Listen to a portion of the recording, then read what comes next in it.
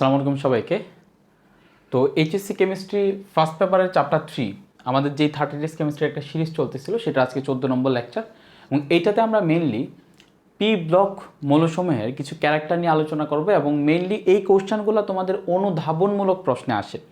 যেরকম ধরো যে প্রশ্ন আসে অনেক সময় যে একই রূপ কার্বনের রূপভেদ হওয়া সত্ত্বেও গ্রাফাইট কেন বিদ্যুৎ পরিবাহী, ডায়মন্ড কেন বিদ্যুৎ পরিবাহী না, আবার কার্বন টেট্রাক্লোরাইড আর্দ্র বিশ্লেষিত হয় না কিন্তু সিলিকন টেট্রাক্লোরাইড কেন আর্দ্র বিশ্লেষিত হয়, নাইট্রোজেনের ক্ষেত্রে নাইট্রোজেন N2 আকারে থাকে, ফসফরাসের ক্ষেত্রে একই গ্রুপের হওয়া সত্ত্বে কেন P2 আকারে না থাকে P4 আকারে থাকে। তো এরকম টাইপের অনেক অনেক বিভিন্ন কোশ্চেন আছে তোমাদের এই পি ব্লক মৌল থেকে অনুধাবনমূলক অথবা প্রয়োগমূলকেও এই বা উচ্চতা দক্ষতামূলকেও এই কোশ্চেনগুলো আসতে পারে, এবং কোশ্চেনগুলো যদি তুমি একবার বুঝতে পারো ভালোভাবে তাহলে খুব ইজিলি তুমি পরীক্ষায় এই কোশ্চেনগুলোর আনসারটা লিখে দিয়ে আসতে পারবা। সো আজকের লেকচারে আমরা মেনলি এই জিনিসটা নিয়ে আলোচনা করব। পি ব্লকের যে পার্ট 1 ছিল অর্থাৎ এস ব্লক অ্যান্ড পি ব্লকের একটা লেকচার ছিল লেকচার 13-এ, আমরা মেনলি সেখানে আলোচনা করছি এস ব্লক এবং পি ব্লক মৌলের কিছু বৈশিষ্ট্য নিয়ে, তাদের গ্রুপগুলোর কমন ক্যারেক্টারগুলো নিয়ে। সো আজকে আমরা পি ব্লকের কিছু স্পেশালাইজড ক্যারেক্টার নিয়ে আলোচনা করব। দেখো এখানে একটা নাম্বার দেওয়া আছে ফর কোর্সেস, যে তুমি যদি আমাদের কিন্তু শুধুমাত্র কেমিস্ট্রি ফার্স্ট পেপার না, কেমিস্ট্রি সেকেন্ড পেপারের কোর্স আমাদের complete, biology first paper second paper, chemistry second paper, biology first paper second paper সব ক্লাস কিন্তু আমি নিছি। ইভেন আমাদের ইংলিশ একাডেমিক কোর্স তোমাদের এইচএসসি 22, 23, 24 সবার একাডেমিক কোর্স চলতেছে, সেই কোর্সের সব ক্লাস আমি নিতেছি। অ্যান্ড তোমার ধরো যে mathematics first paper and second paper সেটা হাবিবনিকে নিছে, খুব ডিটেলটে পড়ানো হয়েছে। আমাদের এখানে যাই পড়ানো হয়েছে অনেক অনেক ডিটেলটে পড়ানো হয়েছে। সো তোমরা যারা যারা কোর্সগুলোতে নিবা অবশ্যই তোমাদের এটা প্রাইভেটের একটা সাবস্টিটিউট হিসেবে কাজ করবে, কারণ এই ক্লাসগুলো অনেক স্টুডেন্টে দেখতেছে যারা আলটিমেটলি অন্য কোনো জায়গায় এখন আর প্রাইভেট পড়তেছে না, জাস্ট আমাদের ক্লাসগুলোই করতেছে। সো দেখো এছাড়াও তুমি যদি হোয়াটসঅ্যাপ না বা এটাতে তুমি কল দিতে পারো অথবা তুমি মেসেজ দিতে পারো, অথবা তোমার এফবি গ্রুপে আমাদের জয়েন হতে পারো, medical thirster quick online school, বা FB page medical thirster quick online school, যে কোনোটাতে তুমি মেসেজ দিতে পারো, ইনবক্সে নক দিতে পারো। কোনো প্রবলেম হলে অবশ্যই ভিডিওর নিচেও কমেন্ট করতে পারো, আমরা সবসময় তোমাদেরকে সাপোর্ট দিয়ে যাব। তো এখন আমরা আসি যে এখানে আমরা যেই জিনিসটা চাচ্ছি সেটা হচ্ছে কি করা, যে কয়েকটা আমাদের আগে পি ব্লক মৌলগুলো আমরা একটু দেখি। দেখো পি ব্লক মৌলের মধ্যে আমাদের আছে হচ্ছে তোমার, আমি যদি একটু ইয়াতে যাচ্ছি, আমাদের যদি পর্যায় সারণীটা আমরা আনি তাহলে আমরা দেখি যে পি ব্লক মৌলের ক্ষেত্রে আমাদের দেখো এই 13 থেকে এই 18 নম্বর গ্রুপ পর্যন্ত যারা আছে, এই 13 to 18 যারা আছে তারা হচ্ছে মোটামুটি আমাদের পি ব্লক মৌল, ঠিক আছে, without helium in 18th group, right. So এরা সবাই হচ্ছে আমাদের কি পি ব্লক মৌল। সো আমি একটা একটা করে যাই, সবাই হচ্ছে আমাদের পি ব্লক মৌল, একটা একটা করে যাই। 13 পর্যায়ের একটা কোশ্চেন ছিল যে AlCl3 কেন ডাইমার গঠন করে, অর্থাৎ AlCl3 ডাইমার গঠন করে Al2Cl6 ফর্ম করে। এই জিনিসটা আমরা হচ্ছে তোমাদের যখন সংকরায়ন পড়াই, সংকরায়নের মোস্ট প্রবাবলি 3rd লেকচারে অথবা 2nd লেকচারে আমরা এই জিনিসটা পড়ায় দিছি, 2nd লেকচারে আমরা এই জিনিসটা পড়ায় ফেলছি সংকরায়নের। সো এই জিনিসটা আর এখন পড়াবো না। 14 নম্বর গ্রুপ থেকে কিছু কোশ্চেন আসে। প্রথম যে কোশ্চেনটা আসে সেটা হচ্ছে যে কার্বনের রূপভেদ দুইটা, আমরা জানি হিরক এবং গ্রাফাইট। সো দুইটা কার্বনের সেম পরমাণুর রূপভেদ, অর্থাৎ দুইটাই সেম। তুমি যদি আজকে গ্রাফাইট নেও বা কয়লা নেও, এটা যেরকম কার্বন, তুমি যদি আজকে হীরা আনো, সবচেয়ে দামি বস্তুটা, সেটাও কার্বন। তো দেখা গেছে যে এই যে গ্রাফাইট যেটা আছে, তোমরা যে পেন্সিল যেগুলো দিয়ে তোমরা পেন্সিল দিয়ে লিখো না, পেন্সিলের মাঝখানে যেটা থাকে, যেটা থেকে কালি আসে বা কালি আসে না, মানে যেটা থেকে লেখা হয় সেটা হচ্ছে তোমার গ্রাফাইট। সো গ্রাফাইট বিদ্যুৎ পরিবহন করতে পারে কিন্তু হীরক বিদ্যুৎ পরিবহন করতে পারে না। সো আমাদের এটা কেন, এটার আমরা বেসিক ডিফারেন্সটা দেখবো যে তাদের বেসিক ডিফারেন্সটা কোন জায়গায়। প্রথমত তাদের বেসিক ডিফারেন্সটা হচ্ছে স্ট্রাকচারে।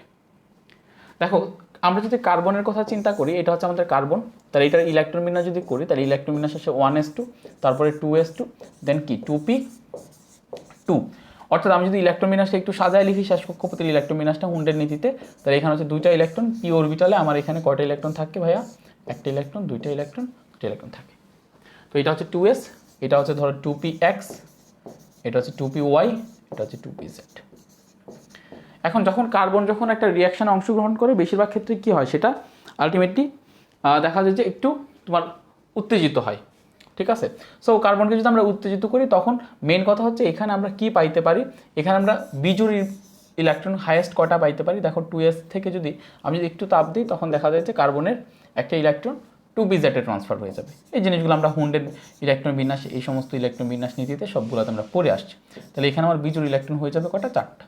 তোমরা দেখো 2px আছে, 2py আছে, 2pz আছে। দেখো আমি বলি, এই যে তুমি গ্রাফাইটটা দেখো, সেখানে শুধুমাত্র কার্বন থাকে। কার্বন এবং কার্বন, অনেক অনেক কার্বন একসাথে সমযোজী বন্ধন গঠন করে। এবং তুমি যে হীরক দেখো, সেখানেও কোটি কোটি কার্বন একসাথে সমযোজী বন্ধন গঠন করে। কিন্তু এই যে গ্রাফাইট আর এই যে ডায়মন্ড, এই যে গ্রাফাইট আর এই যে ডায়মন্ড, এই দুইটার মধ্যে স্ট্রাকচারের ডিফারেন্স কি? দুইটার মধ্যেই তো কার্বন আছে ভাই। স্ট্রাকচারের ডিফারেন্স হচ্ছে যে গ্রাফাইট যেটা ফর্ম হয়, সেটা ফর্ম হয় হচ্ছে তোমার sp2 হাইব্রিডাইজেশনের মাধ্যমে, sp2 সংকরায়নের মাধ্যমে। কোন সংকরায়নের মাধ্যমে ভাইয়া? sp2 সংকরায়নের মাধ্যমে।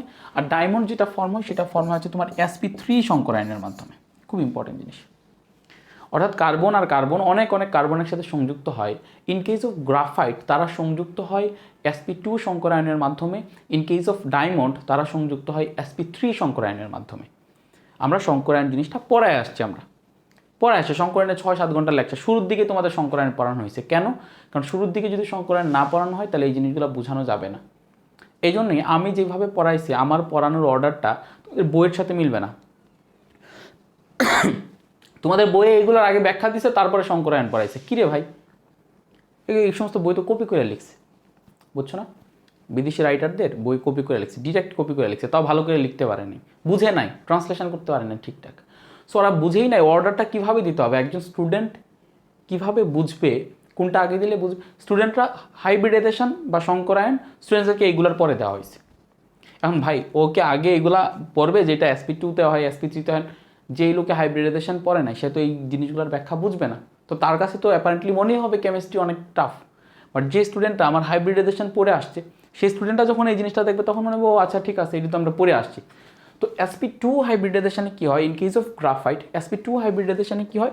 একটা s অরবিটাল, খুব ভালোভাবে চিন্তা করুন, একটা s অরবিটাল আর দুইটা p অরবিটাল মিলে তারা হচ্ছে তোমার হাইব্রিড অরবিটাল ফর্ম করে।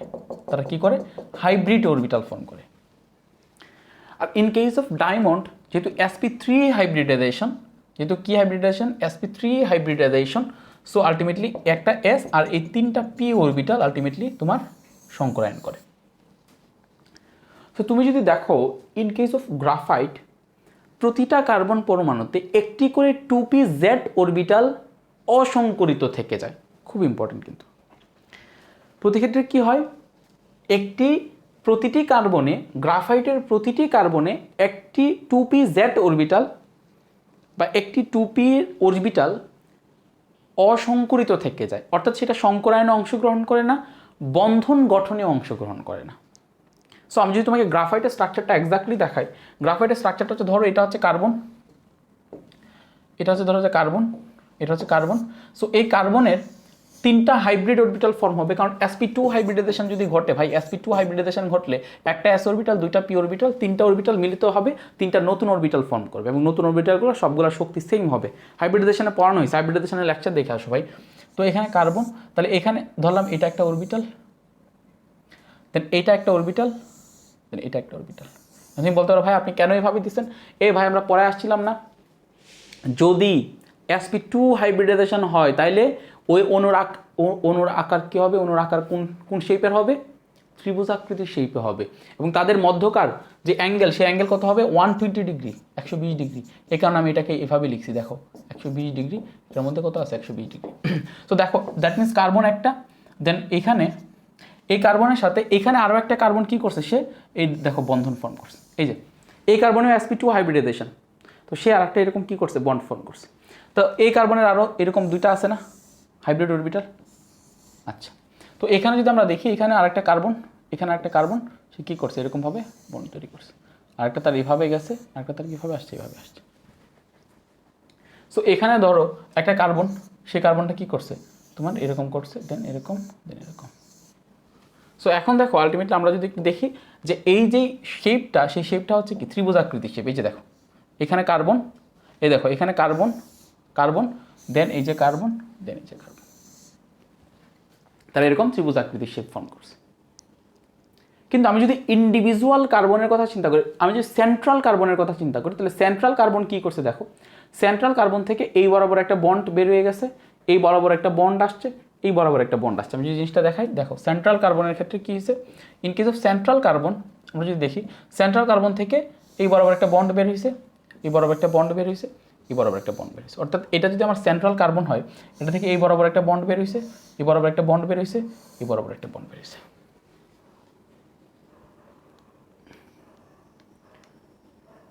বুঝতে পারছো কাহিনীটা? আচ্ছা, তো এখন দেখো প্রত্যেকটা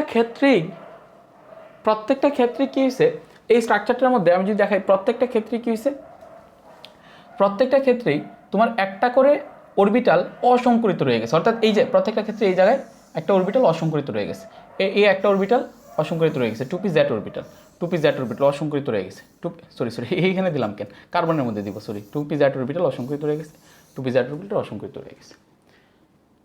অর্থাৎ আলটিমেটলি এটা 2p z, এটা 2p z, এটা 2p z অসংকরিত orbital 2p z। এবং এই যে যে অসংকরিত যে অরবিটালগুলো আছে, সেই অসংকরিত অরবিটালগুলো আলটিমেটলি কোনো বন্ড ফর্মেশন করে নাই, এটা নন বন্ডিং অবস্থায় আছে। দেখো জিনিসটা দেখো, এই যে ধরো এখানে কার্বন আছে, আমি জিনিসটাকে হাবিজাবি করে ফেলছি, ধরো এখানে আমার একটা কার্বন আছে, এখানে একটা কার্বন আছে, দেন এই কার্বনের এইদিকে একটা অরবিটাল আছে, দেখো এদিকে একটা অরবিটাল আছে, এই কার্বনের সাথে জাস্ট একটা কার্বন সঙ্গে, এদিকে একটা অরবিটাল, এদিকে একটা অরবিটাল, দেন এদিকে একটা অরবিটাল। সো এই কার্বনের সাথে এখানে একটা অরবিটাল আসছে, দেন এখানে একটা আসছে, এখানে একটা আসছে, দেন এখানে কার্বন বন্ড ফর্ম করছে। আচ্ছা, সো এখানে দেখো, এইখানে যে আনহাইব্রিডাইজড যে অরবিটালগুলো আছে, অসংকরিত যে 2p z অরবিটাল আছে, সেই অসংকরিত 2p z অরবিটাল এইটার সাথে এইটা, এটার সাথে এটা, কিংবা এটার সাথে এটা, কোনটার সাথে কোনটা বন্ড ফর্ম করে নাই। অর্থাৎ এই 2p z অরবিটালে আমরা যদি একটু স্ট্রাকচারটা দেখি, ইলেকট্রন বিন্যাসটা দেখি, তাহলে এই 2p z অরবিটালের যে স্ট্রাকচার আছে, সেই 2p z অরবিটালের স্ট্রাকচারে আলটিমেটলি দেখো 2p z এ একটা করে ইলেকট্রন রয়ে গেছে। এবং এই যে একটা করে ইলেকট্রন যেটা রয়ে গেছে, সেই একটা ইলেকট্রন এখন কি হলো, এই একটা ইলেকট্রন এখন বন্ধনে অংশগ্রহণ করে নাই, এটা নন বন্ডিং অবস্থায় রয়ে গেছে। সো এটা যেহেতু বন্ধনে অংশগ্রহণ করে নাই, তুমি একটা জিনিসকে বন্ধনে আবদ্ধ করতে পারো নাই, সে তো মুক্তভাবে ঘুরে বেড়াবে।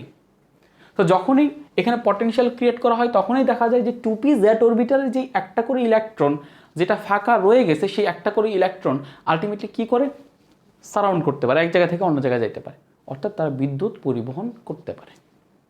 গ্রাফাইট বিদ্যুৎ পরিবহন করতে পারে, কারণ তারা sp2 হাইব্রিডাইজড হয়, তাদের একটা p অরবিটাল আনহাইব্রিডাইজড থেকে যায়, অ্যান্ড ওই আনহাইব্রিডাইজড অরবিটাল নন বন্ডিং অবস্থায় থাকে, তারা সে কোনো বন্ড ফর্ম করে না। সুতরাং 2p z অরবিটালের যে একটি ইলেকট্রন সেটি মুক্ত অবস্থায় থাকে, এই মুক্ত অবস্থায় থাকার কারণে সে বিদ্যুৎ পরিবহন করতে পারে। সে যদি বন্ধনরত অবস্থায় থাকতো, তাহলে দেখো এদিকে ইলেকট্রনগুলো বন্ধনরত অবস্থায় আছে, তারা বিদ্যুৎ পরিবহন করতে পারবে না, কারণ তারা বন্ধনে আবদ্ধ। এখন আমি যদি তোমাকে দেখাই, দেখো বইয়ের মধ্যে গ্রাফাইটের স্ট্রাকচার এরকম দেখবা না, আমি যেরকম উইয়ার্ড স্ট্রাকচার দেখাইছি এরকম না। বইয়ের মধ্যে গ্রাফাইটের স্ট্রাকচার হচ্ছে এরকম, গ্রাফাইটের স্ট্রাকচার দেখবা এরকম। এখন তোমার মনে প্রশ্ন আসতে পারে, ভাই তাহলে আপনি যা পড়াইছেন তা কি ভুল পড়াইছেন? না, আমি ভুল পড়াইনি, আমি যা পড়াইছি তা সঠিক পড়াইছি। চিন্তা করে দেখো, ধরো এদিকে আমার একটা কার্বন আছে, তো আমি আগে কি বলছি, যে এদিকে আমার যে কার্বনটা আছে, সেই কার্বনটার তোমার একটা যাবে এরকম বরাবর, আরেকটা আসবে এরকম বরাবর, আরেকটা আসবে এরকম বরাবর, তাই তো বন্ডগুলো হবে এরকম। তো এখন তুমি একটু ভালোভাবে চিন্তা করে দেখো, এটা একটা কার্বন, এই যে এই জায়গাটাতে ধরো এটা একটা কার্বন, দেখো এই স্ট্রাকচারটাকে আমি দেখাই, সর্বভুজ আকৃতি তুমি কেন শেপ দেখো, ওইখানে সর্বভুজ আকৃতির শেপটা বলতে এক্স্যাক্টলি কী বোঝায়, এখান থেকে পরবর্তীতে আরও বের হবে, বড় করে দেখাই তোমাদেরকে বোঝানোর সুবিধার্থে। আচ্ছা, আমি বোঝানোর সুবিধার্থে ওটা মুছে দেন আমি বড় করে দেখাই। এটা ট্রায়াঙ্গেল শিফট হওয়ার কথা, তাই না? ট্রায়াঙ্গেল শিফট কেন হয়েছে আমি তোমাকে জিনিসটা বুঝাই। দেখো যেরকমভাবে আছে, তাই না? দেন এরকমভাবে আছে, দেন এরকমভাবে, দেন এরকমভাবে। আচ্ছা, তো তুমি একটা জিনিস চিন্তা করে দেখো, যে এখানে অ্যাকচুয়ালি তুমি যেই শেপটা পাইছো sp2 হাইব্রিডাইজেশনের মাধ্যমে, সেই শেপটাই তুমি এক্স্যাক্টলি দেখাইতেছো, সেই শেপটাই কেন দেখাইতেছো? দেখো এটা হচ্ছে একটা কার্বন, এই কার্বনে দেখো এই যে একটা হাত একটা বন্ড এভাবে গেছে, এই যে আরেকটা কার্বনের সাথে এরকম বন্ড ফর্ম করছে, তাদের মধ্যকার কোণ 120 ডিগ্রি, অ্যান্ড এই যে আরেকটা হাত গেছে এই কার্বনের সাথে বন্ড ফর্ম করছে, তাদের মধ্যকার কোণ হচ্ছে 120 ডিগ্রি। এগেইন তুমি যদি এই কার্বনের কথা চিন্তা করো, তাহলে এই কার্বন একটা হাত দিছে এইভাবে, একটা হাত নিচে এইভাবে, আর একটা হাত নিচে এইভাবে। অর্থাৎ এই যে স্ট্রাকচারটা তুমি দেখতেছো, এই স্ট্রাকচারটা ফর্ম হয়েছে কীভাবে? স্ট্রাকচারটা ফর্ম হয়েছে যে ধরো এদিকে আমার একটা কার্বন আছে, এই কার্বনের আমার একটা হাত আসলে এইভাবে, একটা হাত গেল এইভাবে, একটা হাত গেল এইভাবে। আবার ধরো যে এদিকে একটা কার্বন আছে, সেই কার্বনের একটা হাত আসলে এইভাবে, আমি এটার সাথে সংযুক্ত করে দিলাম, একটা গেল এইভাবে আর একটা গেল এইভাবে। দেখো এই যে এইভাবে, দেন এইভাবে, দেন এইভাবে, দেন এইভাবে, দেন এইভাবে। তারপরে কি হলো? তারপরে এখানে আবার আমি একটা কার্বনকে কানেক্ট করলাম, বাট এখানে আমি যে কার্বনটাকে কানেক্ট করলাম এটাকে এভাবে দিলাম, এটাকে এভাবে দিলাম, এভাবে দিলাম। আবার এখানে আমার একটা যে কার্বনটা আছে সেই কার্বনটাকে আমি কানেক্ট করছি, তাহলে এখানে তার যে দুইটা হাত দিব আমি, তার 120 ডিগ্রিতে যদি দিই, আমি এভাবে দিব, দেন এভাবে দিব। সো এখানে ধরো যে এখানে ধরো যে কার্বনটা আছে, এখানে ধরো যে কার্বনটা আছে, তার যদি দুইটা হাত 120 ডিগ্রিতে দিই, তাহলে আমি এইভাবে দিব, দেন আমি এইভাবে দিব। কারণ একটা হাত এই যে এইভাবে, তারপর 120 এভাবে, দেন আলটিমেটলি এগুলা এভাবে কানেক্টেড হয়ে গেছে, আর কিছু না। দেন এখানে যে কার্বনটা আছে, সেই এখানে একটা কার্বন আছে, এখানে একটা কার্বন আছে, এই কার্বনটাও তাদের একটা হাত দিলে এইভাবে, একটা হাত দিলে এইভাবে, একটা দিলে এইভাবে, একটা দিলে এইভাবে, একটা এইভাবে। অর্থাৎ মেইন যে স্ট্রাকচারটা তোমরা বইয়ে দেখতে পাও, অনেক স্টুডেন্ট হাইব্রিডাইজেশন দিয়ে sp2 হাইব্রিডাইজেশনে তো ভাই স্ট্রাকচার তো ত্রিভুজ আকৃতির হওয়া উচিত। হ্যাঁ, এদিকে ত্রিভুজ ফর্ম হয়েছে, ত্রিভুজ কোন জায়গায় ফর্ম হয়েছে? এক্স্যাক্টলি এই যে এই অংশটা হচ্ছে ত্রিভুজ। আমার প্রত্যেকটা কার্বনকে সেন্ট্রালে রেখে দেখবো যে সেটা ত্রিভুজ ফর্ম করছে কিনা। হ্যাঁ, ত্রিভুজ, বাট অনেকগুলো ত্রিভুজকে যখন এইভাবে একসাথে রাখা হয়েছে, তখন তারা কি করছে? আলটিমেটলি ষড়ভুজ শেপ করে ফেলছে। তখন তারা কি করছে? আলটিমেটলি ষড়ভুজ আকৃতি করে ফেলছে। এই যে ধরো এটা একটা ত্রিভুজ, এটা একটা ত্রিভুজ, কারণ এই কার্বনটাকে সেন্ট্রালে রাখো, এটা একটা ত্রিভুজ, এটা একটা ত্রিভুজ, তাই না? এই যে দেখো sp2 হাইব্রিডাইজেশনের মিনিং ঠিক আছে কিনা, এটা একটা ত্রিভুজ, এটা একটা ত্রিভুজ। এই দুইটা কার্বন, এটা কার্বনটাকে সেন্ট্রালে রাখো, তাহলে এটা একটা ত্রিভুজ। একটার ভিতরে এরকম ওভারল্যাপিং করার কারণে একটা ত্রিভুজ আরেকটার ভিতর ঢুকে গিয়ে এরকম ষড়ভুজ আকৃতি শেপ ফর্ম করছে। That is the main shape which you have seen in your text book. Text বুকের ক্ষেত্রে গ্রাফাইটের শেপটা এইরকমভাবে লেখা থাকে, আমাদের স্টুডেন্টরা পাজলড, যারে ভাই আমি sp2 শঙ্করায়ন পরে আসলাম, সেখানে তো আকৃতি তো কী হওয়া উচিত? ত্রিভুজ আকৃতি হওয়া উচিত। হ্যাঁ, ত্রিভুজ আকৃতি হওয়া উচিত প্রত্যেকটা ইউনিটের। তাহলে প্রত্যেকটা ইউনিট তো আমার ত্রিভুজ আকৃতি আছে। সো গ্রাফাইটের শেপটা হচ্ছে ঠিক এরকমভাবে লেখা থাকে, গ্রাফাইটের জায়গাটা ঠিক এরকমভাবে লেখা থাকে। দেখো গ্রাফাইটের শেপটা এরকম, দেন এরকম, তারপরে দিতে থাকবে এরকমভাবে, ষড়ভুজ আকৃতি থাকবে। বাট অলওয়েজ মাথায় রাখবা, প্রত্যেকটা ইন্ডিভিজুয়াল অ্যাটম এখানে যেগুলো আসছে সেগুলা কী ফর্ম করছে? ত্রিভুজ আকৃতি ফর্ম করছে, সেগুলা থেকেই আলটিমেটলি তোমার ফর্ম হয়েছে। আচ্ছা, নিচে আরেকটা লেয়ার দেখাবে এরকমভাবে, নিচে আরেকটা লেয়ার দেখাবে এরকমভাবে, তারপরে এরকমভাবে দেখায়, আরও এক দুটা লেয়ার এরকমভাবে দেখায়, তারপরে এরকমভাবে একটু কানেক্ট দেখায় দেবো যে তারা একটা অ্যাকচুয়ালি কিন্তু এই চিত্রটাও কিন্তু একটু ঘাপলা আছে। অ্যাকচুয়ালি এখানে প্রত্যেকটা কার্বন যে আছে, প্রত্যেকটা কার্বনের সাথে একটা আনহাইব্রিডাইজড পি অরবিটাল আছে, 2p z অরবিটাল।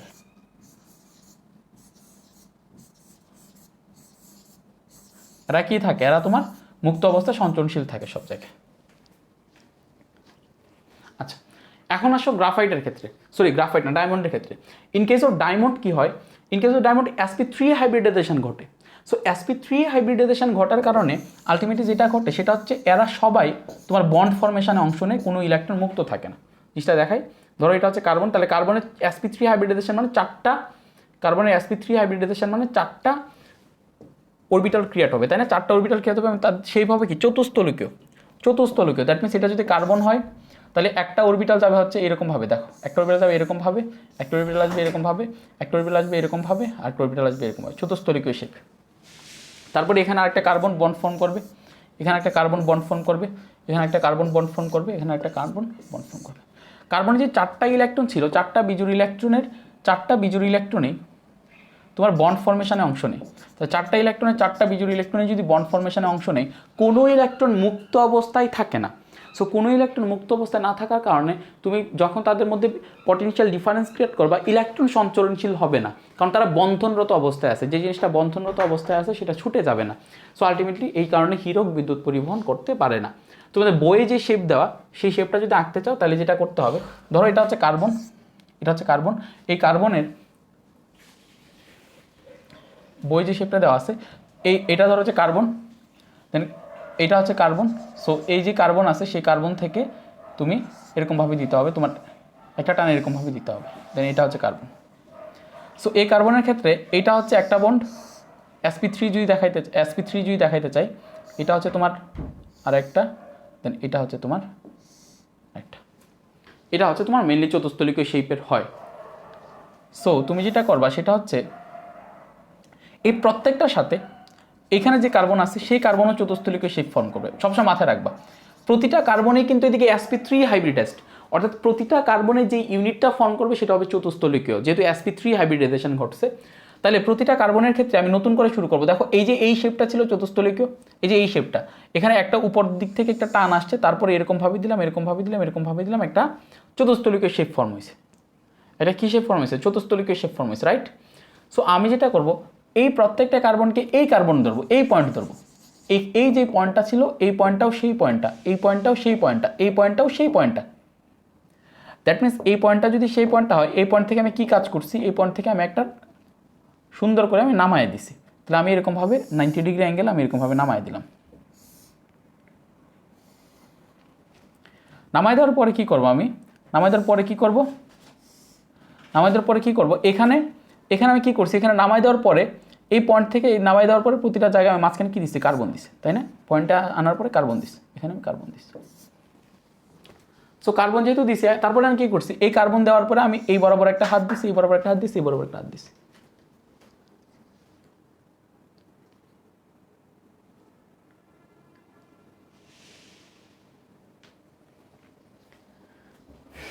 তাহলে দেখো এই জায়গায় কি হয়েছে, এই জায়গা থেকে তোমার, আমি যদি একটু উপরের দিকে নিয়ে যাই, উপরের দিকে যদি নিয়ে যাই, তাহলে এই জায়গায় কী হয় তোমার, এ বরাবর এটা এরকম আসে, দেন এটা কি হয় তোমার আলটিমেটলি এরকমভাবে আসে, দেন এরকমভাবে আসে। আর এখানে কি হয়, এখানে আমি তাহলে প্রত্যেকটা জায়গায় একটা করে কার্বন দিই, প্রত্যেকটা জায়গায় একটা করে কার্বন, অ্যান্ড এই জায়গাটাতে আমি সেম কাজটাই করি। সরি এখানে আরেকটা এরকমভাবে আসবে। সো এখানে যেটা এরকমভাবে দিবা, এটা এই কার্বনের সাথে অ্যাড করে দিবা। এই যে হইলো, দেখো এটা একটা ইউনিট, এই যে কার্বন মাঝখানে, এই যে এখানে আসলো, এভাবে এভাবে এই চারটা হাত। এই কার্বন যেটা আছে সেই কার্বনেরও তুমি এরকম, এই কার্বনের এরকমভাবে একটা হাত আসবে, যে হাতটাকে এটার সাথে কানেক্ট করাই দিবা, আরেকটা হাত আসবে এরকমভাবে, আরেকটা হাত আসবে এরকমভাবে, যেটাকে এরকমভাবে এই কার্বনের সাথে কানেক্ট করাই দিবা। সো এরকমভাবে তোমার এটারও এই হাতটা এটার এই হাতের সাথে কানেক্টেড হয়ে গেছে। সো আলটিমেটলি এটা জাস্ট একটা হাত থাকবে এরকমভাবে, আরেকটা হাত থাকবে তোমার এরকমভাবে। তারপরে আবার প্রতিটা কার্বনকে এই পয়েন্ট ধরবা, এই কার্বন ধরবা। সো প্রতিটা কার্বনকে এই পয়েন্ট ধরে আবার কি করবা, এখান থেকে টান দিবা, আবার এখানে নিচে কার্বন দিবা, প্রতিটা সেম ইউনিট করে এরকমভাবে করতে থাকবা। সো দেখবা যে তোমার ওই যে গ্রাফাইটের যে শেপ, সেই গ্রাফাইটের শেপ হয়ে গেল। ঠিক আছে, সরি গ্রাফাইট না, এটা ডায়মন্ডের শেপ হয়ে গেল, ডায়মন্ডের শেপ হয়ে গেল, ডায়মন্ড শেপ। আচ্ছা, তাহলে এটা গেল আমাদের কার্বনের রূপভেদ হওয়া সত্ত্বেও গ্রাফাইট বিদ্যুৎ পরিবহন করতে পারে না, কিন্তু গ্রাফাইট বিদ্যুৎ পরিবহন করতে পারে, কিন্তু ডায়মন্ড কেন বিদ্যুৎ পরিবহন করতে পারে না, তার আনসার। আচ্ছা, তারপরে আরেকটা কোয়েশ্চান কার্বনের মধ্যে যাই, যে একই গ্রুপের পরমাণু, তাহলে একই গ্রুপের যদি পরমাণু হয় তাহলে তারা একই রকম বৈশিষ্ট্য তারা শো করবে, কারণ আমরা জানি পর্যায় সারণীতে যদি একই গ্রুপে যারা থাকবে তারা আলটিমেটলি কী করে, সেম টাইপের ক্যারেক্টার শো করে। সো কার্বনের যে অক্সাইড সেটা হচ্ছে কার্বন ডাইঅক্সাইড, সিলিকনের যে অক্সাইড সেটা হচ্ছে সিলিকন ডাইঅক্সাইড। এখন পরীক্ষা আসে যে কার্বন ডাইঅক্সাইড গ্যাসীয়, কিন্তু সিলিকন ডাইঅক্সাইড কেন কঠিন পদার্থ? সিলিকন ডাইঅক্সাইড কেন কঠিন পদার্থ? কার্বন ডাইঅক্সাইড গ্যাসীয় পদার্থ, সিলিকন ডাইঅক্সাইড কেন কঠিন পদার্থ? তাহলে এই কোশ্চেনটা আসে। এখন দেখো প্রথমত আমি তাদের একটু স্ট্রাকচারটা দেখাই, তারপরে আমি ডেসক্রাইব করব কেন এই স্ট্রাকচারটা হয়েছে। দেখো কার্বন ডাইঅক্সাইড যে স্ট্রাকচার, সেই স্ট্রাকচার হচ্ছে এরকম, কার্বনের সাথে দুটো অক্সিজেন সংযুক্ত হয়, এবং কার্বন যখন তোমরা আলটিমেটলি কার্বন ডাইঅক্সাইড ফর্ম করে তখন তাদের মধ্যে যেই হাইব্রিডাইজেশন ঘটে সেই হাইব্রিডাইজেশন হচ্ছে sp হাইব্রিডাইজেশন। কোন হাইব্রিডাইজেশন ঘটে? sp hybridization. অর্থাৎ তাদের যেই দৈর্ঘ্যটা হয় সেই দৈর্ঘ্যটা হচ্ছে তোমার সরল রৈখিক, তাদের শেপটা হয় সরল রৈখিক। আর এই যে সিলিকন ডাইঅক্সাইড আছে, সেই সিলিকন ডাইঅক্সাইড মেনলি যে কাজটা করে সেটা হচ্ছে সিলিকন ডাইঅক্সাইড যখন ওই অক্সাইড ফর্ম করে তখন সিলিকন sp3 হাইব্রিডাইজড হয়। কি হাইব্রিডাইজড হয়? sp3 hybridised. sp3 hybridised means যে সিলিকন আলটিমেটলি চতুস্থলিকীয় গঠন ফর্ম করে। তো চতুস্থলিকীয় গঠনের ক্ষেত্রে তাদের 4টা করে হাত থাকবে, তাহলে চতুস্থলিকীয় গঠন যখন তারা ফর্ম করে তখন আলটিমেটলি ধরো এটা সিলিকনের সাথে নর্মালি 2টা অক্সিজেন দেখাইতেছে না, আমি 2টা অক্সিজেন কি দেখাই, ধরো এটা হচ্ছে তোমার একটা অক্সিজেন, এটা হচ্ছে একটা অক্সিজেন, এটা হচ্ছে ধরো যে আরেকটা অক্সিজেন, দেন এটা হচ্ছে ধরো যে তোমার আরেকটা অক্সিজেন। আর এখানে অ্যাকচুয়ালি সিলিকন ডাইঅক্সাইড অ্যাকচুয়ালি দুইটাই থাকে, এইদিকে যে অক্সিজেনটা সেটা অন্য আরেকটা, আচ্ছা আমি এটা করি অন্য এটা এটা এটা মুছে দিই, সরি এটা আমি মুছে দিই, তোমাদের বুঝতে তোমাদের সমস্যা হবে। ধরো এটা সিলিকন, আমি বললাম যে sp3 হাইব্রিডাইজেশন ঘটবে, তাহলে sp3 হাইব্রিডাইজেশন ঘটলে ভাই এইদিকে একটা হাত থাকবে, রাইট, আর উপর দিকে একটা হাত থাকবে, ঠিক আছে, উপর দিকে একটা হাত থাকবে, তাহলে এটা হচ্ছে সিলিকন ডাইঅক্সাইড। কিন্তু problem is that silicon sp3 hybridisation ঘটায়, অর্থাৎ তার হাত, অর্থাৎ তার হাইব্রিডাইজড অরবিটাল হয়ে যায় 4টা। দেখো এটা একটা sp3 অরবিটাল, এটা একটা sp3 অরবিটাল, এটা একটা sp3 অরবিটাল, এটা একটা sp3 অরবিটাল। সো আলটিমেটলি তার আরও 2টা হাত খালি থাকে। সো এই 2টা হাত খালি থাকে, এগুলোকে কিভাবে পূরণ করে? যে পাশের যে আরেকটা সিলিকন ডাইঅক্সাইড আছে সেই সিলিকন ডাইঅক্সাইডের অক্সিজেনের সাথে কিংবা অক্সিজেনের সাথে তারা সংযুক্ত হয়ে যায়। অর্থাৎ এটা একটা সিলিকন, সো এই সিলিকনের 2টা হাত খালি আছে, 2টা হাত কি করবে? সে পাশের যেই সিলিকন ডাইঅক্সাইড আছে আরও একটা সিলিকন ডাইঅক্সাইড আসবে, আরও একটা সিলিকন ডাইঅক্সাইডের যে অক্সিজেন আছে সেই অক্সিজেনের সাথে সংযুক্ত হয়ে যাবে, এই পাশে আর অন্য একটা অক্সিজেনের সাথে সংযুক্ত হয়ে যাবে। অর্থাৎ আলটিমেটলি আমি যখন এই স্ট্রাকচারটা দেখবো তখন দেখবো যে সিলিকনের সাথে 4টা অক্সিজেন সংযুক্ত হয়েছে, এক্স্যাক্টলি না, সিলিকনের সাথে মেইনলি 2টা অক্সিজেন সংযুক্ত হয়েছিল, বাকি যে 2টা অক্সিজেন তুমি দেখতে পাচ্ছ সেটা হচ্ছে পাশে অন্য আরেকটা সিলিকন ডাইঅক্সাইডের যে অক্সিজেন, সেই অক্সিজেনগুলোর মধ্যে কমন সংযোগ। আমি তোমাকে জিনিসটা বুঝাই, দেখো তারপরে কি হবে, দেখো এটা যদি sp3 সংকরায়ন গঠন করছে, সো SiO2 কি করে, অনেক SiO2 একটার সাথে আরেকটা সংযুক্ত হয়ে যায়। But in case of carbon dioxide কী করে, কার্বন ডাইঅক্সাইড যে অণুটা আছে সেই কার্বন ডাইঅক্সাইড অণুটা একাই থাকে, অর্থাৎ CO2 এই অণুর সাথে অন্য অণুর কোনো ধরনের এরকম পলিমারাইজেশন হয় না, একটার সাথে একটা কানেক্টেড হয়ে যায় না। বাট সিলিকন ডাইঅক্সাইডের যে একটা অণু আছে, দেখো সিলিকন ডাইঅক্সাইডের যে একটা অণু আছে সেটা আরও থাউজেন্ডস কোটি সিলিকন ডাইঅক্সাইড অণুর সাথে একটার সাথে আরেকটা এরকমভাবে সংযুক্ত হয়ে যায়। সো এই যে কোটি অণুর সাথে যে একটার সাথে যে আরেকটা সংযুক্ত হয়ে যায়, দ্যাটস ওয়াই দেখা যায় যে সিলিকন একটা দৈত্যাকার অণু ফর্ম করে, একটা পলিমার অণু ফর্ম করে। তোমাকে জিনিসটা দেখায়, ধরো তারপরে কি হয়, তারপরে এগেইন তুমি একটা কাজ করো, আমি তো তোমার দেখাইছি যে সিলিকন sp3 সংকরায়নের জন্য তুমি চিত্রগুলো কীভাবে আঁকবা। তারপরে যাও নিচের দিকে যাও, এখানে কি হয়, এটার সেম স্ট্রাকচারটা নিচে আবার আঁকবা, ঠিক আছে, প্রত্যেকটার জন্য সেম স্ট্রাকচার আঁকবা, তুমি মাথায় রাখবা প্রত্যেকটার জন্য কী করছো। দেখো যখনই তুমি অক্সিজেন পাইছো তখন সেই অক্সিজেন থেকে একটা লম্বা টান দিছো, তারপরে মাঝখানে সিলিকনকে রাখছো, প্রত্যেকটা ক্ষেত্রে সেম কাজটাই করো। ধরো এখানে তুমি অক্সিজেন পাইছো, তাহলে এখানে সিলিকনকে দিবা, তো এটাকে আরেকটু লম্বা করা উচিত আমার যতটুকু মনে হয়,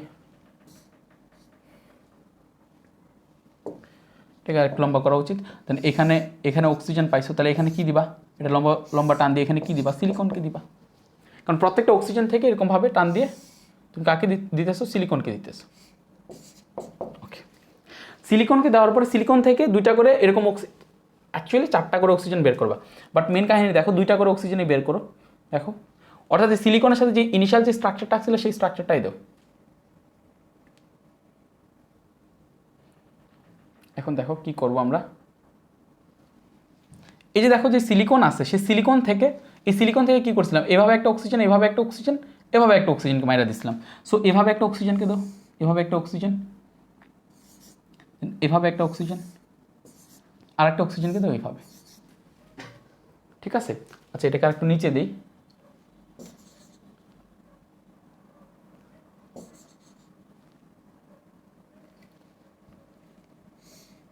এটাকে একটু নিচে দিই সিলিকন। দেখো এখন দেখো এই যে সিলিকনটা আছে তাহলে সিলিকনের সাথে আমরা কি করছিলাম, এই বরাবর একটা অক্সিজেন দিছিলাম, এই বরাবর একটা অক্সিজেন দিছিলাম। তাহলে এই বরাবর একটা অক্সিজেন দাও, তাহলে এই বরাবর যে অক্সিজেনটা দিবা এটা এটার সাথে কানেক্টেড হয়ে যাবে। আবার এই বরাবর একটা অক্সিজেন দাও এখানে, তাহলে এই অক্সিজেনটা দরকার না, এটার অলরেডি 3টা অক্সিজেন হয়ে যায়।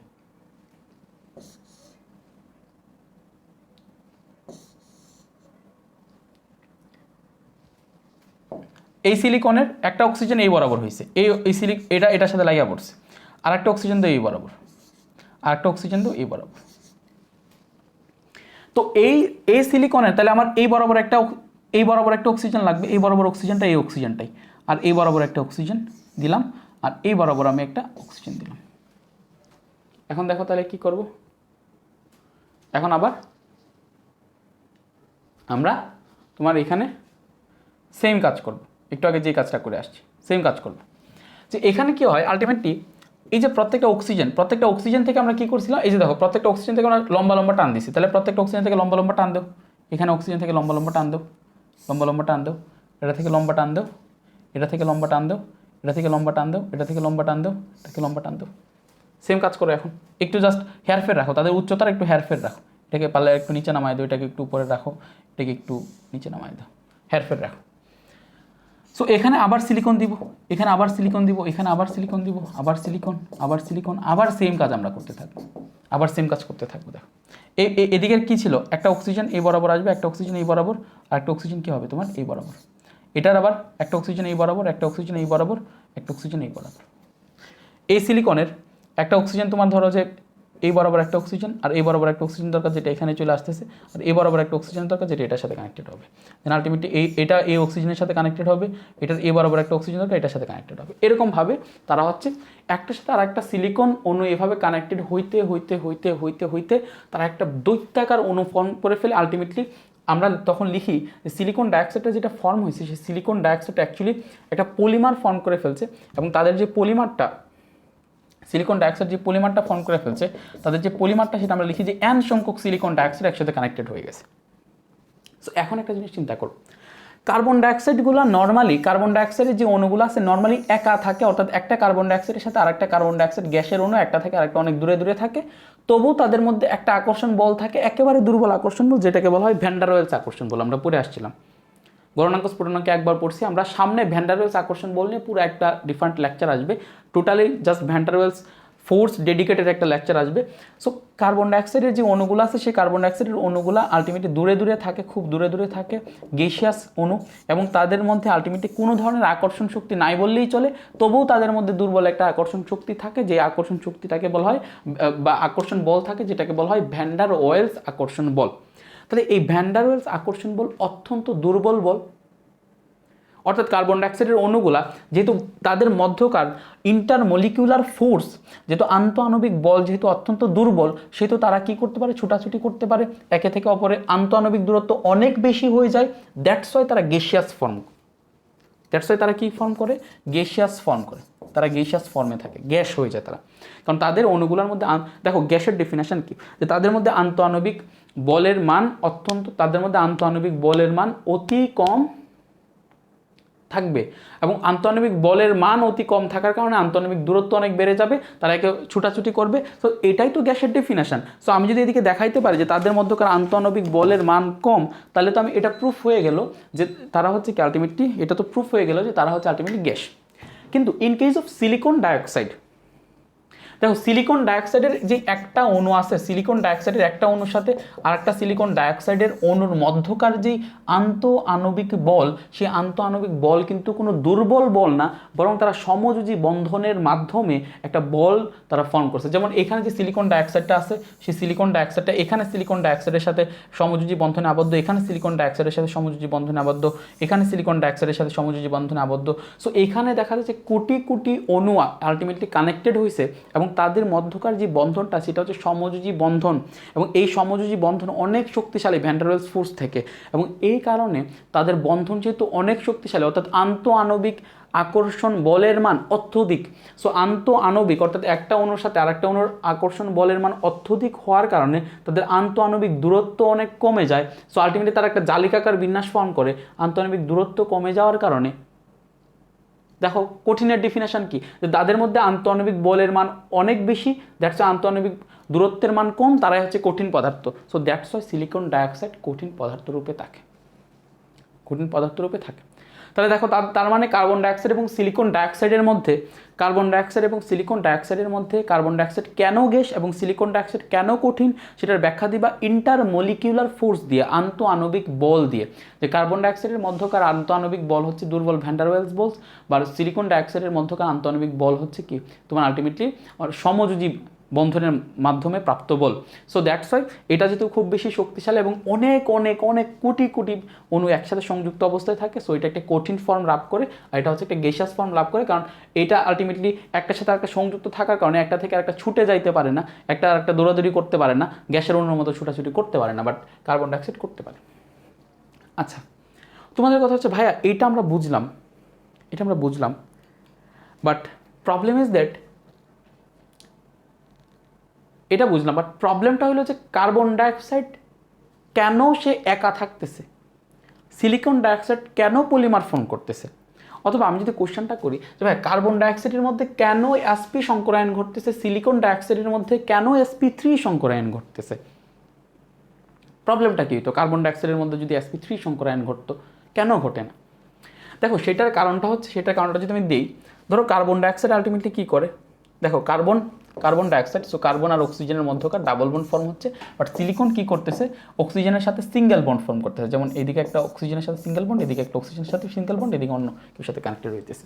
But silicon in case of carbon dioxide তাদের কার্বন এবং অক্সিজেনের মধ্যে ডাবল বন্ড ফর্ম হইতেছে, অর্থাৎ sp সংকরায়ন হওয়া মানে কার্বন ডাইঅক্সাইডের মধ্যে ডাবল বন্ড ফর্ম হওয়া, সিলিকন ডাইঅক্সাইডের মধ্যে কি ফর্ম হওয়া, সিলিকন ডাইঅক্সাইডের sp3 সংকরায়ন হওয়া মানে সিলিকন এবং অক্সিজেনের মধ্যে আলটিমেটলি সিঙ্গেল বন্ড ফর্ম হওয়া। সো আমি কোশ্চেনটার আনসার এইভাবে দিতে পারি, কোশ্চেনটা অন্যভাবেও করতে পারি যে ভাই কার্বন ডাইঅক্সাইডে কেন ডাবল বন্ড ফর্ম হয়, সিলিকন ডাইঅক্সাইডে কেন সিঙ্গেল বন্ড ফর্ম হয়। দেখো এটার কারণ হচ্ছে, আমরা যদি একটু পর্যায় সারণীটা একটু দেখি, দেখো এদিকে হচ্ছে কার্বন, এদিকে হচ্ছে কার্বন, এদিকে হচ্ছে কার্বন, এদিকে হচ্ছে কার্বন, এদিকে হচ্ছে অক্সিজেন। সো কার্বনের আর এদিকে হচ্ছে সিলিকন। এখন একটা জিনিস দেখো, কার্বন আর অক্সিজেনের মধ্যে অক্সিজেনের ইলেকট্রোনেগেটিভিটি বেশি। আমি ধরে নিলাম অক্সিজেনের যে ইলেকট্রোনেগেটিভিটি, সেই অক্সিজেনের ইলেকট্রোনেগেটিভিটি কত জানি আমি ভুলে গেছি। অক্সিজেনের ইলেকট্রোনেগেটিভিটি ধরো যে এটা 3.5 মোস্ট প্রবাবলি 3.5। অক্সিজেনের ইলেকট্রোনেগেটিভিটি কত দেওয়া আছে নাকি এখানে? আচ্ছা যাই হোক, ধরো যে আমি এটার একেবারে আলাদা একটা মান ধরি, ধরো যে একেবারে বাস্তব জিনিস থেকে বের হয়ে গিয়ে ধরি, ধরো এটা হচ্ছে কার্বন, এটা হচ্ছে অক্সিজেন। অক্সিজেনের ইলেকট্রোনেগেটিভিটির মান ধরো যে 10। তাহলে অক্সিজেনের ইলেকট্রোনেগেটিভিটির মান যদি 10 হয়, এখানে যে কার্বন আছে সেই কার্বনের ইলেকট্রোনেগেটিভিটির মান ধরো যে তোমার এখানে কার্বনের ইলেকট্রোনেগেটিভিটির মান ধরো যে কার্বনের যেহেতু ইলেকট্রোনেগেটিভিটি অক্সিজেন থেকে কম হবে, মান ধরো যে 8। কিন্তু দেখো কার্বন আর সিলিকনের মধ্যে যদি চিন্তা করি, সিলিকনের ইলেকট্রোনেগেটিভিটির মান আলটিমেটলি তোমার আরও কম হবে। কেন সিলিকনের ইলেকট্রোনেগেটিভিটির মান আরও কেন কম হবে? উপর থেকে যত নিচে যাচ্ছি ইলেকট্রোনেগেটিভিটি বা তড়িৎ ঋণাত্মকতার মান কমতেছে, কারণ পরমাণু বড় হইতেছে, শেষ কক্ষপথের ইলেকট্রনের প্রতি আকর্ষণ কম থাকতেছে, আলটিমেটলি শেষ কক্ষপথ সমযোজী বন্ধনের শেয়ারকৃত ইলেকট্রনকে নিজের দিকে আকর্ষণ করার ক্ষমতা কম থাকতেছে। আলটিমেটলি দ্যাট মিনস সিলিকনের যে ইলেকট্রোনেগেটিভিটি, সেই সিলিকনের ইলেকট্রোনেগেটিভিটি কার্বন থেকেও কম। আমি ধরলাম যে সিলিকনের ইলেকট্রোনেগেটিভিটি হচ্ছে 6। দ্যাট মিনস তুমি যদি এই সিলিকন আর অক্সিজেনকে একটা বন্ড ফর্ম করাও, আর কার্বনকে আর অক্সিজেনকে যদি একটা সিঙ্গেল বন্ড ফর্ম করাও, আমি এখন ওই সাইড আচ্ছা এইখানে থাকি, তখন দেখা যাবে যে কার্বন আর অক্সিজেনের যেই সমযোজী বন্ধনটা আছে সেই সমযোজী বন্ধনটা দুর্বল হবে, আর সিলিকন আর অক্সিজেনের যে সমযোজী বন্ধনটা আছে সেই সমযোজী বন্ধনটা একটু শক্তিশালী হবে। কেন শক্তিশালী হবে আমি তোমাকে জিনিসটা বুঝাই। ধরো এদিকে যে কার্বন আছে সেই কার্বনের ইলেকট্রোনেগেটিভিটি কত 8, এটার ইলেকট্রোনেগেটিভিটি কত 10। সো ইলেকট্রোনেগেটিভিটির ডিফারেন্সের কারণে সমযোজী বন্ধনের শেয়ারকৃত ইলেকট্রনকে অক্সিজেন তার নিজের দিকে টেনে নিবে। এই জিনিসটা অবশ্যই এখানেও ট্রু, অক্সিজেনের ইলেকট্রোনেগেটিভিটি বেশি হওয়ার কারণে এখানে অবশ্যই কি করবে, অক্সিজেন তার নিজের দিকে ইলেকট্রন টেনে নিবে। বাট যেহেতু সিলিকন থেকে অক্সিজেনের ইলেকট্রোনেগেটিভিটি খুব বেশি, যেমন সিলিকনের ইলেকট্রোনেগেটিভিটি হচ্ছে 6, অক্সিজেনের ইলেকট্রোনেগেটিভিটি হচ্ছে 10, দ্যাট মিন্স আমার সোজা কথা হচ্ছে অক্সিজেন যদি ইলেকট্রন তার নিজের দিকে টেনে নেয়, অক্সিজেন যদি তার নিজের দিকে ইলেকট্রন টেনে নেয়, তখন অক্সিজেন আলটিমেটলি কী হবে, তোমার আংশিক ঋণাত্মক হবে। এখানে অক্সিজেন কী হবে, আংশিক ঋণাত্মক হবে, আর সিলিকন কী হবে, আংশিক ধনাত্মক হবে, কার্বন কী হবে, এদিকে আংশিক ধনাত্মক। সো এই যে যেই ঋণাত্মক আর এই যে ধনাত্মক, তাদের মধ্যকার একটা ইলেকট্রোস্ট্যাটিক ফোর্স থাকবে, কারণ পজিটিভ চার্জ নেগেটিভ চার্জকে কী করে, আকর্ষণ করে। সো এখানে যদি আমরা চিন্তা করি এটা, যে এখানে ধরো যে সিলিকন ডাইঅক্সাইড আছে, এখানে কি আছে, সিলিকন ডাইঅক্সাইড। সো ধরো হচ্ছে সিলিকন অক্সাইড আছে। সো সিলিকন অক্সাইডের ক্ষেত্রে অক্সিজেন এই ইলেকট্রনগুলোকে তার নিজের দিকে যতটা বেশি টেনে নিবে, কার্বনের ক্ষেত্রে ততটুকু বেশি টেনে নিতে পারবে না। কারণ কি, কারণ এদিকে সিলিকনের সাপেক্ষে অক্সিজেনের যে তড়িৎ ঋণাত্মকতা, সিলিকনের সাপেক্ষে অক্সিজেনের তড়িৎ ঋণাত্মকতা অনেক বেশি, কার্বনের সাপেক্ষে অক্সিজেনের তড়িৎ ঋণাত্মকতা কম। কারণ কার্বন 8, অক্সিজেন 10, কাছাকাছি, তারা দুজনেই সেম কাছাকাছি ফোর্সে টানবে। সিলিকন থেকে অক্সিজেনের যে ইলেকট্রোনেগেটিভিটি, সেই ইলেকট্রোনেগেটিভিটি বেশি। সো বেশি হওয়ার কারণে কী হবে, আলটিমেটলি এখানে ইলেকট্রনটা বেশি চলে যাবে, অর্থাৎ এইখানে যে এখানে যে অক্সিজেনের যে নেগেটিভিটিটা, অর্থাৎ নেগেটিভ যে চার্জটা, সেই নেগেটিভ চার্জটা কার্বন অক্সিজেনের যে নেগেটিভ চার্জটা, সেই চার্জটা থেকে এই চার্জটা একটু বেশি শক্তিশালী হবে। আমি দেখাইলাম যে এখানে 2টা মাইনাস দিলাম, মানে এই চার্জটা বেশি শক্তিশালী। সো এখানে 2টা প্লাস দেখাইলাম, জাস্ট বুঝাইতে যে এখানে যে পজিটিভ চার্জটা ক্রিয়েট হচ্ছে সেটা একটু বেশি শক্তিশালী। সো আলটিমেটলি দেখা যাবে যে এখানে তাদের ইলেকট্রোস্ট্যাটিক ফোর্সের ভ্যালু, অর্থাৎ সিলিকন আর অক্সিজেনের ইলেকট্রোস্ট্যাটিক ফোর্সের মান, অর্থাৎ সিলিকন আর অক্সিজেনের তাদের মধ্যকার আকর্ষণ বলের মান, কার্বন আর অক্সিজেনের ইলেকট্রোস্ট্যাটিক ফোর্সের কারণে যে আকর্ষণ বল আসে, সেই আকর্ষণ বলের মান থেকে এটা হচ্ছে বেশি। অর্থাৎ সিলিকন আর অক্সিজেনের যেই বন্ধনটা, সেই বন্ধনটা আলটিমেটলি শক্তিশালী হবে, কারণ তাদের মধ্যে বেশি পজিটিভ এবং বেশি নেগেটিভ চার্জ আছে। সো বেশি নেগেটিভ চার্জ এবং বেশি পজিটিভ চার্জ একে অপরকে বেশি বলে আকর্ষণ করে ধরে রাখবে, যেটা কার্বন আর অক্সিজেনের ক্ষেত্রে হবে না। সো আমি যদি বলি কার্বন আর অক্সিজেনের ক্ষেত্রে দেখা যাবে যে কার্বন আর অক্সিজেনের ইলেকট্রোস্ট্যাটিক এখানে যে চার্জ সৃষ্টি হবে, সেই চার্জগুলোর আকর্ষণ বলের মান কম হওয়ার কারণে তাদের মধ্যকার বন্ধনটা দুর্বল হবে। সো কার্বন অক্সিজেনকে ধরার পরে দেখো, তুমি যদি তোমার এমন কোনো একজন পার্সনকে ধরো যে প্রেম করতেছো, এমন কোনো একজন পার্সনের সাথে প্রেম করতেছো, ধরাটা মানে প্রেম করা টাইপ, সে ছুটে যাওয়ার সম্ভাবনা আছে, তাহলে তুমি কি করবা, তাকে কি এক হাতে ধরবা নাকি পরে আবার 2 হাতে ধরবা? ধরো এখানে কার্বন আর অক্সিজেনের যে মধ্যকার যে বন্ধন, সেই বন্ধনটা হচ্ছে দুর্বল বন্ধন। সো কার্বন আর অক্সিজেনের মধ্যকার বন্ধনটা দুর্বল বন্ধন হওয়ার কারণে, কার্বন আর অক্সিজেনের মধ্যকার বন্ধনটা দুর্বল বন্ধন হওয়ার কারণে কার্বন ইনসিকিউরিটিতে ভুগবে যে অক্সিজেনটা সামহাও ছুটে যাইতে পারে। সো কার্বন যদি অক্সিজেনটাকে ধরে রাখতে চায়, সো কার্বন কি করবে, অক্সিজেনের সাথে আরেকটা ডাবল বন্ড ফর্ম করবে। যে ধরো তুমি একজনের সাথে একজনকে ধরে রাখতে চাইতেছো, এখন একজনকে এক হাতে ধরে রাখলা, ঠিক আছে, বাট তুমি যখন এক হাতে ধরে রাখলা, তখন তোমার কাছে মনে হলো না এক হাতে ধরে রাখলে বন্ধনটা দুর্বল হয়ে যায়, সে ছুটে যাইতে পারে, তখন তুমি কি করবা, তুমি এখানে আরেকটা হাত দিয়ে, 2টা হাত দিয়ে ধরে রাখবা যেন সে ছুটে না যাইতে পারে। So that's it. কার্বন এবং অক্সিজেনের মধ্যকার বন্ধন দুর্বল হয়ে যাওয়ার কারণে তারা আলটিমেটলি স্টেবল হইতে পারে না, তারা স্থায়ী হইতে পারে না। সো দেখা যায় যে কার্বন এবং অক্সিজেন যদি স্থায়ী হইতে যায়, তাদের রিলেশনশিপ যদি এনাফ স্ট্রং হওয়া লাগে স্থায়িত্বের জন্য, তখন তাদের মধ্যকার 2টা বন্ধন ফর্ম করতে হয়। But in case of silicon এবং অক্সিজেন, তাদের যেই ইলেকট্রোস্ট্যাটিক ফোর্সের যে ভ্যালু, সেই ইলেকট্রোস্ট্যাটিক ফোর্সের ভ্যালু বেশি হওয়ার কারণে তাদের আলটিমেটলি আকর্ষণ বল বেশি থাকার কারণে তারা দেখা যায় যে একটা বন্ধন ফর্ম করে তারা স্ট্রংলি অ্যাটাচড থাকতে পারে। সো তুমি যদি একটা বন্ধন ফর্ম করে স্ট্রংলি অ্যাটাচ থাকতে পারো, তোমার দরকার কি তার সাথে আরেকটা বন্ধন ফর্ম করার? সো তুমি যদি একজন মানুষকে যদি একটা হাত দিয়ে ধরে রাখতে পারো, তাহলে 2টা হাত দিয়ে ধরে রাখার দরকার নেই। দ্যাটস ওয়াই দেখা যায় যে কার্বন ডাইঅক্সাইডের ক্ষেত্রে কার্বন আর অক্সিজেনের মধ্যে ডাবল বন্ড ডেভেলপ করে, আর সিলিকন আর অক্সিজেনের মধ্যে সিঙ্গেল বন্ড ডেভেলপ করে।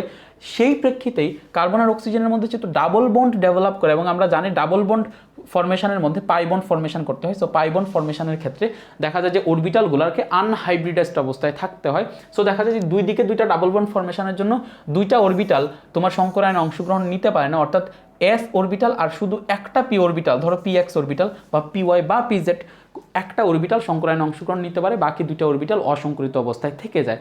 But in case of silicon, যেহেতু সে একটা বন্ধন ফর্ম করে সে পুরো জিনিসটাকে স্টেবল রাখতে পারতেছে, সো দ্যাটস ওয়াই সে যেটা করে আলটিমেটলি তাদের সেই sp3 অর্থাৎ কোনো পি অরবিটালকে আনহাইব্রিডাইজড অবস্থায় রাখার দরকার নাই। কারণ কি? কারণ কোনো অরবিটালকেই তার পাই বন্ধন ফরমেশনের দরকার নাই। সো দেখা যায় যে ultimately that's why silicon dioxide যেটা আছে সেটার মধ্যে সিলিকন sp3 হাইব্রিডাইজেশন ফর্ম করে। ঠিক আছে, সবাই বুঝতে পারছো? ওকে, তো আজকে লেকচার এই পর্যন্ত। আমরা নেক্সট আরেকটা পার্ট দিব পি ব্লকের। হ্যাঁ, পি ব্লকের আরেকটা পার্ট দিব আমরা। ভালো থাকো, সুস্থ থাকো।